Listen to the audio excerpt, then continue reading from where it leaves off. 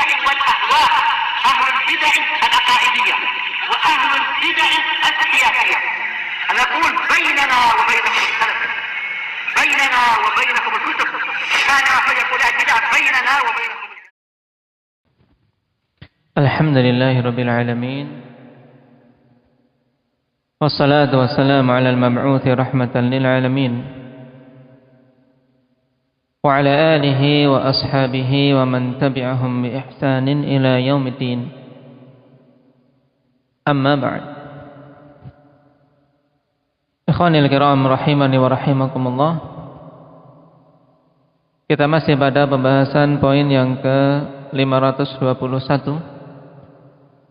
berhubungan dengan penyebutan sebagian sahabat ridwanullah alaihim yang Allah Subhanahu wa taala uji dengan kebutaan.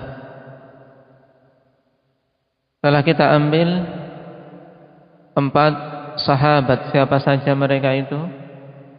Hendak nabilkum.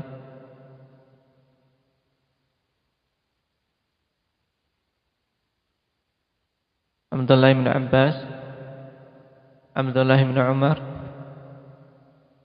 Ka'ab bin Malik, dan Hassan bin Thabit radhiyallahu anhum ajma'in. Naam. Baik. Sekarang kita masuk pada sahabat berikutnya. Qala al-mu'allif hafizahullahu ta'ala wa Jabir bin Abdullah radhiyallahu anhu. Dan Jabir bin Abdullah radhiyallahu anhuma termasuk juga di antara sahabat yang banyak meriwayatkan hadis Nabi sallallahu alaihi wasallam.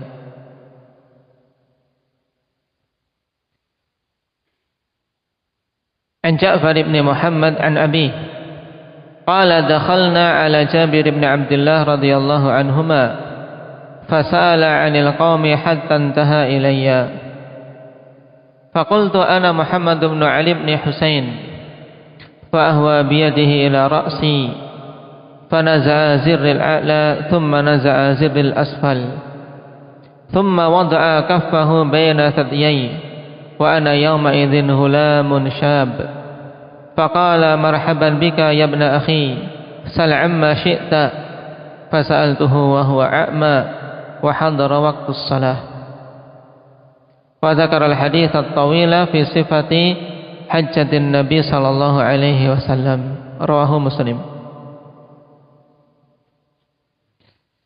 Inti dari hadis ini yang diriwayatkan dari Ja'far bin Muhammad an Abi, yaitu Muhammad bin Ali bin Husain. Beliau mengatakan kami masuk menemui Jabir bin Abdullah radhiyallahu anhuma. Kemudian beliau bertanya tentang kaum yang datang sampai berakhir kepadaku. Maka aku pun mengatakan aku adalah Muhammad bin Ali bin Husain. Maka segera Jabir bin Abdullah radhiyallahu anhuma mengarahkan tangannya ke kepalaku, kemudian membuka kancing bajuku yang atas, kemudian kancing bajuku yang di bawahnya, kemudian meletakkan telapak tangannya di antara kedua payudaraku, yaitu payudara laki-laki. Dalam keadaan aku saat itu adalah seorang pemuda belia. Dalam artian Jabir radhiyallahu anhu saat itu dalam keadaan buta, kemudian ingin menyampaikan sesuatu, agar betul-betul dipahami dan masuk ke dadanya, masuk ke hatinya. Juga menunjukkan kedekatan dari Syekh yang mulia ini kepada keturunan Nabi sallallahu alaihi wasallam. Karena Muhammad bin Ali bin Husain adalah di antara ahli baitin Nabi sallallahu alaihi wasallam yang mulia. Faqala marhaban bika ya ibn akhi. Maka Jabir mengatakan selamat datang wahai putra dari saudaraku. Bertanyalah tentang apa saja yang engkau inginkan. Karena memang bertanya ikhwani fillah termasuk salah satu pintu untuk seorang bisa mendapatkan ilmu. Pertanyaan yang seorang menginginkan kebenaran padanya, bukan pertanyaan untuk seorang mengayal atau untuk membuat fitnah dan keburukan. Fasa'altuhu, maka aku pun bertanya kepada beliau, wa huwa a'ma, dalam keadaan beliau saat itu seorang yang buta. Ini yang menjadi inti didatangkannya hadis ini. Wa hadara waktu salat, dan datanglah waktu salat. Kemudian beliau menyebutkan hadis secara keseluruhannya yang panjang tentang sifat haji Nabi sallallahu alaihi wasallam, yang ini merupakan hadis paling pokok dan paling lengkap tentang sifat haji Nabi sallallahu alaihi wasallam, yaitu hadis Jabir bin Abdullah radhiyallahu anhuma. Cuma yang diinginkan di sini bukan pembahasan tentang haji, tapi intinya adalah penetapan bahwasanya ketika Jabir radhiyallahu anhu menyampaikan hadis ini, beliau dalam keadaan buta.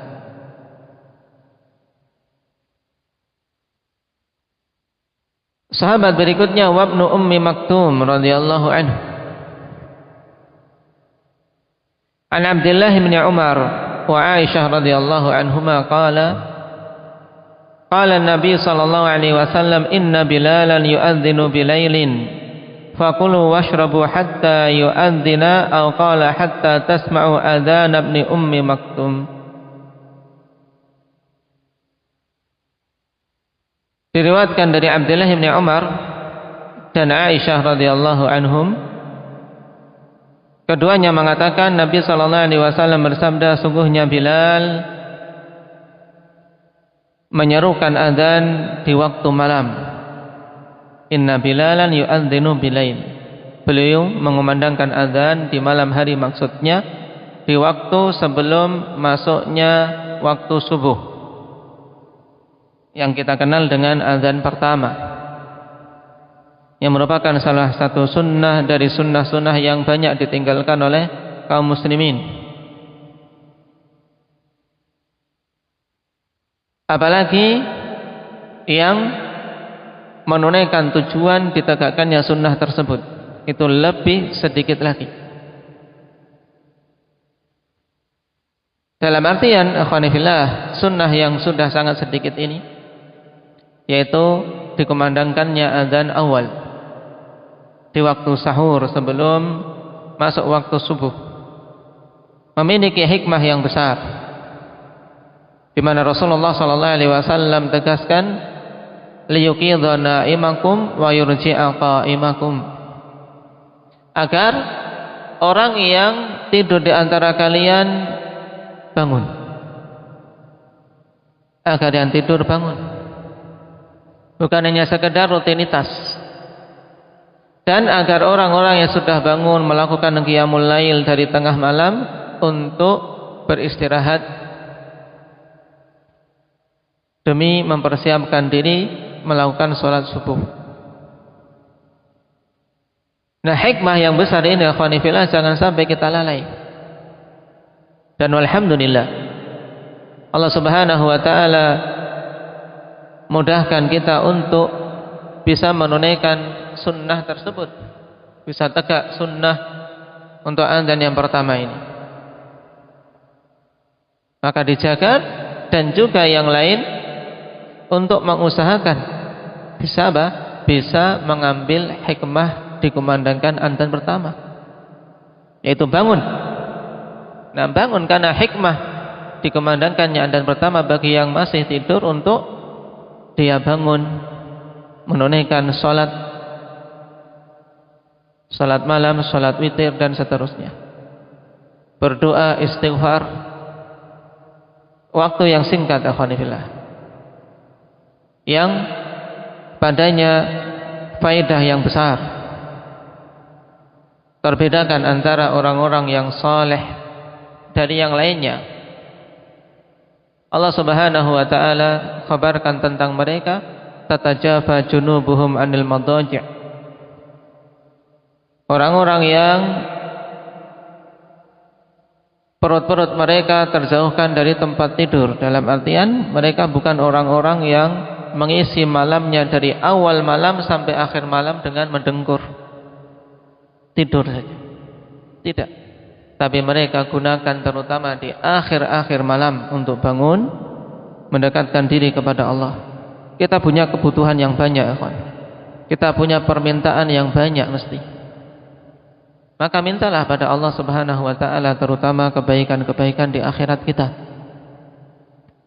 Dan yang juga jangan sampai lalai untuk meminta pengampunan. Allah sifati orang-orang yang saleh di antara hamba-hambanya, kanu qalilan minal laili ma yahja'un wa bil asharihum yastaghfirun. Adalah dulu mereka di waktu malamnya sedikit bagian untuk tidur, dan di waktu sahur mereka orang-orang yang beristighfar. Di waktu sahur mereka beristighfar, meminta ampunan kepada Allah Subhanahu wa taala. Dan Allah telah berikan kemudahan pada kita dengan adanya azan. Dengan azan terusir syaitan, maka manfaatkan kemudahan tersebut. Nah, ketika Allah buka telinga kita untuk bisa mendengar azan tersebut, segera bangkit. Segera bangkit, jangan biarkan syaitan menyergap kita kembali setelah selesainya azan. Kenapa? Karena syaitan pergi ketika azan dikumandangkan. Kalau kita tidak memanfaatkan kesempatan itu untuk bangkit, menyemangati diri kita, tidak terasa tiba-tiba sudah terlelap kembali, karena syaitan datang menyergap. Selesai azan dia segera kembali ya kawan, untuk mengatakan apa? Urqud fa inna 'alaika lailun tawil. Tidur karena malam masih panjang. Tidur, malam masih panjang. Tidak terasa tiba-tiba sudah azan subuh. Nah, di sini ditegaskan inna bilalan yu'adzinu bilail. Bilal mengumandangkan azan di malam hari. Fakulu washrabu hatta yu'adzina atau qala hatta tasma'u adzan ibni ummi maktum. Maka makan dan minumlah bagi orang-orang yang ingin puasa. Makan dan minumlah di waktu sahur tersebut sampai Ibnu Ummi Maktum mengumandangkan azan, atau sampai kalian mendengar azannya Ibnu Ummi Maktum. Wa kana Ibnu Ummi Maktum rajulan a'ma la yu'adzinu hatta yaqula lahu an-nas asbahta. Dan adalah dulu Ibnu Ummi Maktum seorang laki-laki yang buta, dan tidaklah dia mengumandangkan azan sampai manusia mengatakan kepadanya asbahta, engkau telah masuk waktu subuh.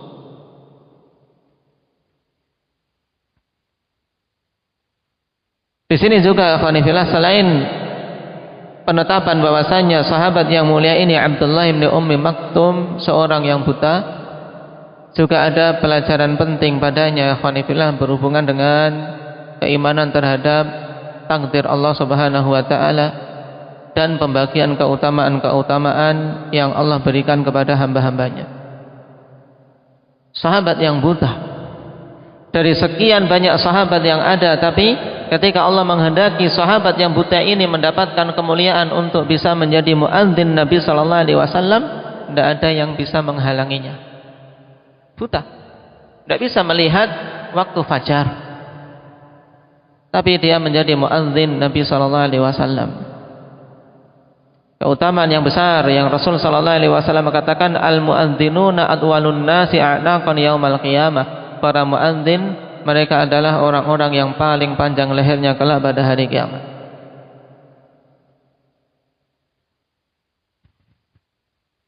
Dzalika fadlullah yu'tihi may yasha, itu keutamaan yang Allah berikan kepada siapa saja yang Dia kehendaki. Oleh karena itulah akhwanifillah, mintalah keutamaan kepada Allah. Was'alullaha min fadlih. Ini perintah dari Allah, mintalah keutamaan dari Allah Subhanahu wa taala pada apa saja. Jadi hal-hal yang memiliki nilai keutamaan, minta pada Allah. Naam. Kenapa? Karena tidak ada sesuatu pun yang sulit bagi Allah jika Allah menghendakinya. Terutama di antara hal penting untuk senantiasa kita minta kepada Allah, ikhwani fillah, minta ilmu yang bermanfaat, minta tambahan ilmu. Jangan seorang menganggap aku tidak mampu, aku tidak bisa untuk menghafal Al-Quran, aku tidak mampu untuk mengkhatamkan Al-Quran. Jangan. Kita memiliki zat yang maha luas rahmatnya. Minta. Sesulit apapun, jika Allah memberikan kemudahan, akan menjadi mudah. Wasallallahu min fadlih. Cuman biasanya ketika seorang memang Allah tetapkan untuk mendapatkan sesuatu yang rendah, ya tidak dibukakan hatinya untuk meminta kepadanya. Jarang berdoa, malas berdoa. Nah, tidak tahu pentingnya doa. Ini alamat buruk. Kalau seorang hamba ada dorongan dalam dirinya untuk mendekat pada Allah, memperbanyak doa, meminta padanya, merasa butuh pada Allah, ini alamat kebaikan. Karena Allah buka baginya pintu untuk bisa mendapatkan keutamaan. Kenapa? Karena dia minta kepada zat yang maha utama, zat yang maha luas karunia-Nya. Ini penting. Tapi ketika Allah Subhanahu wa taala inginkan hamba tadi jauh dari kebaikan, biasanya tidak ada kerentak dalam hatinya, yaitu tidak ada dorongan dalam dirinya, tidak diberi taufik untuk berdoa pada Allah Subhanahu wa taala. Sehingga banyak waktu-waktu mustajabah dia lewatkan, dia sia-siakan. Nasallallahu al-afiyah.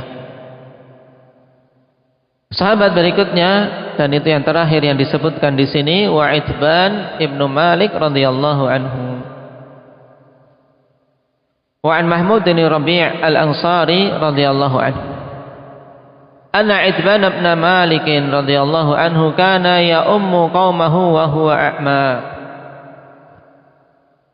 Wa annahu qala li Rasulillah sallallahu alaihi wasallam, ya Rasulullah, innaha takunu adh-dhulmatu was-sailu wa ana rajulun dharirul basar.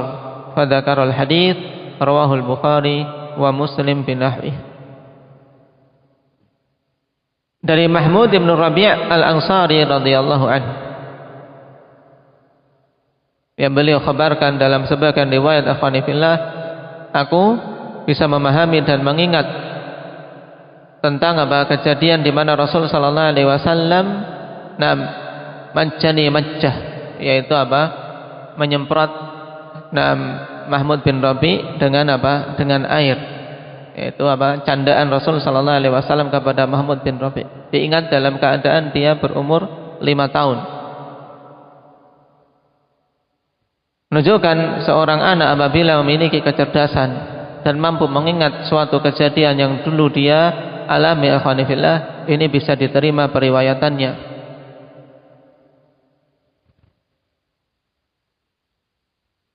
Nah, ketika dia riwayatkan dalam kondisi sudah berakal, sudah balik, tentang kisah yang dialami dulu di waktu kecil. Nah, Mahmud bin Rabi' radhiyallahu anhu mengatakan bahwasanya Itban bin Malik radhiyallahu anhu dulu mengimami kaumnya dalam keadaan beliau buta. Ini juga, ikhwan, menunjukkan kebutaan itu bukan penghalang untuk seorang mendapatkan keutamaan. Dan keutamaan imamah, keutamaan imam yang rajih lebih utama daripada keutamaan muadzin. Khilaf yang panjang di kalangan para ulama tentang mana yang lebih utama antara muadzin dan imam. Karena memang dalam masalah ini banyak datang hadis-hadis dorongan akhwani fillah untuk seorang berlomba-lomba dalam masalah azan. Hadis banyak datang tentang keutamaan muadzin dengan azannya. Bagi mereka-mereka yang ikhlas, bagi mereka-mereka yang ihtisab dalam perkara tersebut.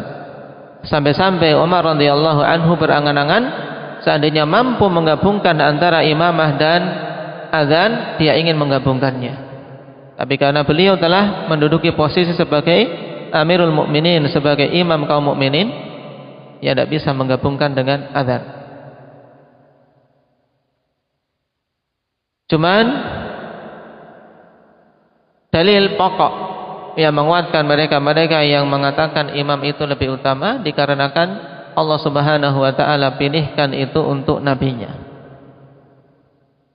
Dan ini sangat jelas, Allah tidaklah pilihkan untuk Nabi kita Muhammad sallallahu alaihi wasallam kecuali kedudukan yang paling utama, dan beliau sebagai imam bukan sebagai muadzin. Ini dari sisi mufadalah, yaitu penetapan mana yang lebih utama dan kedua-duanya utama. Tapi ketika ingin diperbandingkan, maka imamah lebih utama daripada muadzin. Karena ya ummu qaumahu wa huwa a'ma. Dan adalah Itban bin Malik radhiyallahu anhu mengimami kaumnya dalam keadaan dia seorang yang buta. Dan bahwasanya beliau mengatakan kepada Rasulullah sallallahu alaihi wasallam, wahai Rasulullah, sungguhnya ada kegelapan dan ada air bah, sail. Sail itu air bah, air yang muncul atau mengalir deras setelah turun hujan lebat. Karena di daerah-daerah Arab, penyerapan air tidak seperti di tempat kita. Nah, ketika hujan turun, ya semuanya mengalir dari gunung. Nah, gunung batu, pepohonan hampir dikatakan tidak ada. Hujan turun ke gunung, ya langsung turun ke bawah, sehingga ketika hujan deras, ya jalan langsung berubah menjadi sungai. Ya, seperti sungai itulah yang dimaksud dengan sail. Nah, wadi, melewati wadi. Ya, wadi-wadi itu lembah-lembah yang kalau tidak musim hujan ya seperti jalan, tapi ketika hujan berubah seperti sungai. Ini namanya sail. Nah, menghalangi Itban bin Malik radhiyallahu anhu untuk keluar. Apalagi beliau seorang buta, tidak ada yang menuntunnya dalam sebagian riwayat. Wa ana rajulun dharirul basar, dan aku seorang laki-laki yang buta matanya. Meminta kepada Rasulullah sallallahu alaihi wasallam untuk Rasulullah datang ke rumah beliau, menentukan tempat di rumah itu untuk dijadikan sebagai musalla, agar Itban bisa sholat di rumahnya karena uzur kebutaan tersebut.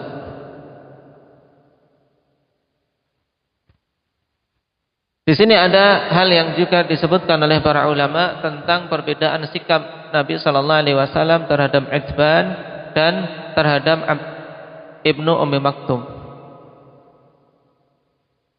Ketika Itban meminta untuk ditentukan tempat di rumahnya sebagai musalla, dan Nabi menyetujuinya, datang ke rumahnya dan sholat 2 rakaat di rumah Itban, dan bekas atau tempat sholat Nabi sallallahu alaihi wasallam dijadikan sebagai tempat sholat Itban di rumahnya, menunjukkan izin dari Nabi sallallahu alaihi wasallam untuk Itban tidak mengikuti jamaah karena kebutaan. Di sisi yang lain, ketika Abdullah bin Ummi Maktum datang kepada Rasul sallallahu alaihi wasallam minta udzur karena kebutaannya, ternyata Nabi sallallahu alaihi wasallam tidak memberikan udzur. Asami'tan nida, apakah kamu mendengar adzan? Maka Nabi maka Ibnu Ummi Maktum mengatakan na'am. Qala idzan fa'ajib. Nabi katakan, jika demikian sambutlah atau jawablah seruan adzan dengan mendatangi jamaah. Bagaimana mensinkronkan dua kondisi ini, akhwani fillah? Para ulama rahimahumullah taala menjelaskan bahwasanya Itban diberi udzur karena selain dia buta, akhwani fillah, dia dalam kondisi sudah renta. Nah, jadi bukan hanya kebutaan saja tapi juga kelemahan jasad. Jika ada udzur untuk dia tidak mendatangi jamaah, berbeda dengan Ibnu Ummi Maktum yang saat itu beliau buta tapi masih kuat tubuhnya. Masih kuat tubuhnya, sehingga masih mampu untuk mendatangi jamaah. Di sini hendaknya kita mengambil ibrah ikhwanifillah. Dari sisi nikmat sungguh berhubungan dengan nikmat basar, nikmat mata ini, kita lebih dari mereka, lebih dari para sahabat yang mengalami kebutaan ini. Maka banyak-banyak bersyukur pada Allah Subhanahu wa taala dan pergunakan nikmat tersebut pada hal-hal yang bisa mendatangkan kebaikan bagi agama kita dan akhirat kita. Nasallallahu at-taufiq lima yuhibbuhu wa yardahu, walhamdulillahi rabbil alamin.